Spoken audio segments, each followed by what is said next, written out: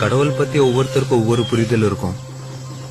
என்னோட புரிதல்ல இருந்து வேணா ஒண்ணு சொல்றேன், உங்களுக்கு புரியுதான்னு பாருங்க. நாமெல்லாம் மிருகமா இருந்தப்போ உணவும் இனப்பெருக்கவும் மட்டுமே தேவையா இருந்துச்சு. அதுல கொஞ்சம் மிருகங்க சிந்திக்க ஆரம்பிச்சிருச்சு. அப்படிப்பட்ட மிருகங்களுக்கு மனுஷங்கன்னு பின்னால பேர் வச்சுக்கிட்டாங்க. அந்த மனுஷனுக்கு மிருகங்கள்ட்ட இல்லாத பேராசை, பொறாமை, போட்டி, வஞ்சம்னு நிறைய குணங்கள் சேர்ந்துருச்சு. மனுஷங்களோட மனசும் நிம்மதி இழந்துருச்சு. அப்பதான் ஏண்டா நிம்மதியே இல்லன்னு உட்கார்ந்து அமைதியை யோசிக்கதான் கோயில்களை கட்டி வச்சாங்க.